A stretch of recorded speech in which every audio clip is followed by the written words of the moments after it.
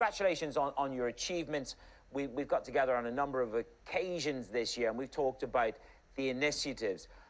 Just sum up for me where we are at the end of 2020. What new funds did you bring to bear in Egypt? Good morning, Minister. Good morning, Manus, and thank you for the introduction. As you mentioned, our current portfolio of development financing is $25 billion.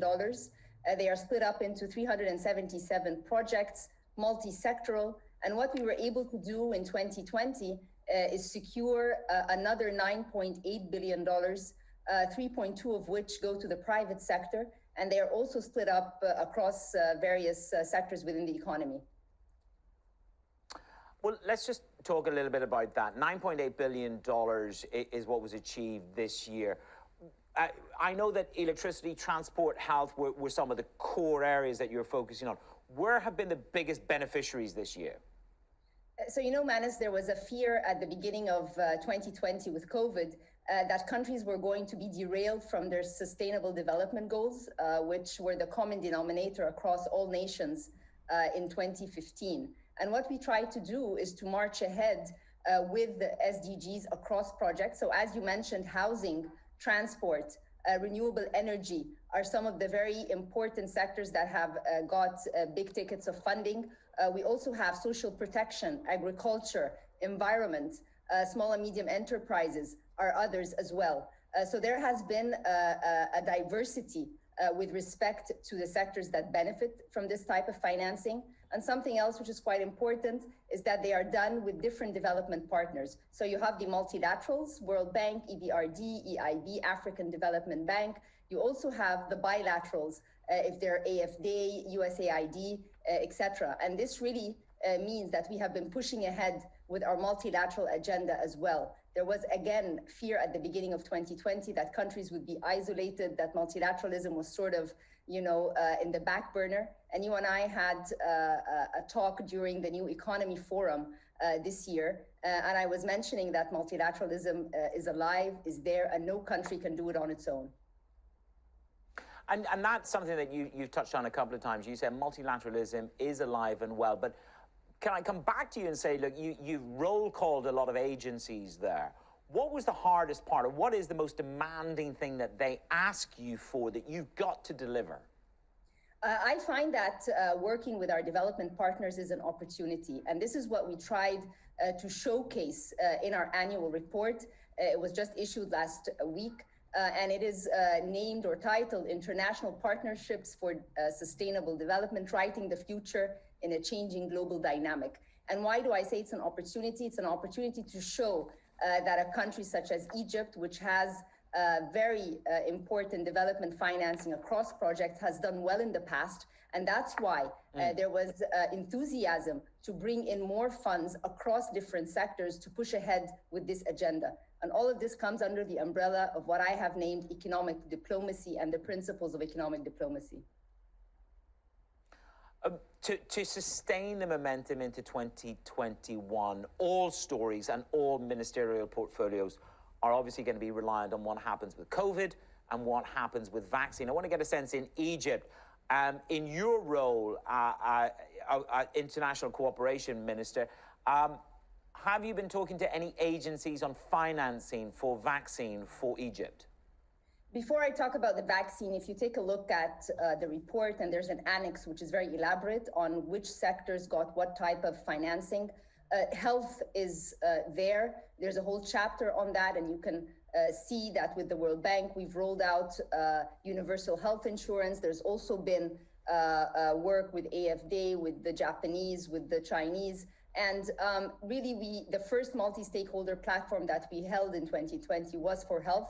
In terms of the vaccine, Egypt is also part of the COVAX. We signed something last week. And also the Ministry of Finance, along with the Ministry of Health, are securing vaccines of around 50 million to the country. So this is all in the works. And we're hoping that the first 2 shipments arrived from abroad, and the Ministry of Health is pushing forward on that. Minister, one of the themes that came up in discussions with the team, we have an entire bureau, as you know, based in Cairo, and they said, look, one of the big points of anxiety is that institutions are calling for the government to give more chances to the private sector to compete on some of the bigger or the huge projects. Is that something that you will encourage into 2021, or how do you respond to that? I respond to that and say that if you take a look at the portfolio in 2020, the 9.8 billion, you'll find that 3.2 have gone to the private sector, so around a third of that. And here you find different development partners providing for that. What we want to do in 2021 is create more platforms for private sector engagement. You know, Manus, that environment and climate change is high on everybody's agenda, also high on the development agenda. And that's why many of the financial institutions are now rolling out green tools of financing. And that is something that we want to create awareness for in 2021. You know that Egypt issued its first green bond a few months ago, and it was very successful. And this comes against the backdrop of very important infrastructure projects related or are consistent with the climate and consistent with environment. So private sector engagement is going to be our theme for 2021 when it comes to multi-stakeholder platforms, when it comes to more engagement, so that you know, projects which have been successful, like the BIM-BAN project, the biggest renewable energy project that we have, and has got a lot of global acclamation, and also one of the flagship projects for IFC. More of those need to be rolled out, and that is what we will be working on in 2021. But there's nothing that, you know, if you take a look at this year particularly, the private sector has got a decent amount of financing through development financing, and this is what we are responsible for in the Ministry of International Cooperation. Minister, are you concerned about or aware of any risk of crowding out? So, you know, if you take a look at international reports this year, World Bank report, IMF report, EBRD report, and I'm Egypt's governor in several of these institutions. During their annual meetings, Egypt's story was singled out as a country that has positive growth in 2020 and expectations for strong growth in 2021. And this comes on the back of very important infrastructure projects. There has been outsourcing to private sector companies to be able to actually contribute to these bigger projects, whether they're infrastructure, housing, water desalination. I've been around the country to many of these development projects, and you see Egyptian firms in Sinai, in northern Sinai, for instance, with the development communities. So I believe that what we have been trying to do, and please, I encourage everyone to take a look at the report on our website, our newly launched website as well.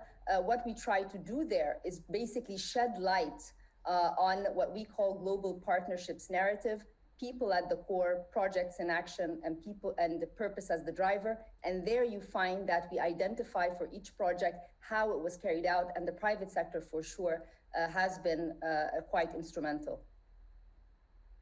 The phrase that you used a little bit earlier, I just want to get a sense of what it really means. Oftentimes we spend time with ministers of state and they tell us the things that economic diplomacy. What is economic diplomacy? So, you know, Manus, Ministry of International Cooperation as a mandate is not always,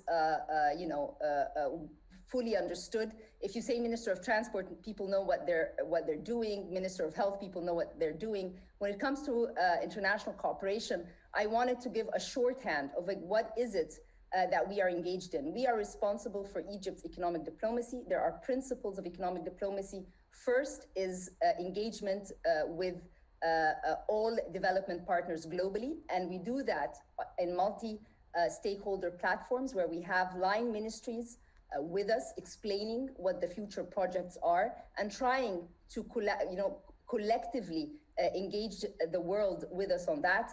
The second principle, the development financing, we map it to the SDGs because 2030 is around the corner. We're 9 years away from 2030, and most countries in 2015 under the UN have put a 2030 development agenda. So what we were very keen on doing is matching the development financing, the $25 billion, which are our current portfolio, to these SDGs. And please, on our website, Go there, you'll see a map of Egypt with the different governorates and how the SDGs have been met through different development projects. And the third is global partnership narrative, trying to create a very transparent and consistent narrative across all our development partners. And that narrative really has the beneficiaries or the people at the core, identifying the projects, if they're sovereign, if they're private sector, and then finally making sure that we are able to match them again with the SDGs for the future. So in the report,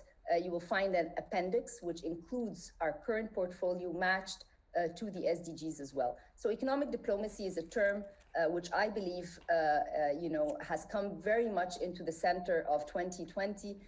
Everyone had to collaborate in different ways to get over this pandemic or mitigate at least the negatives that will come out.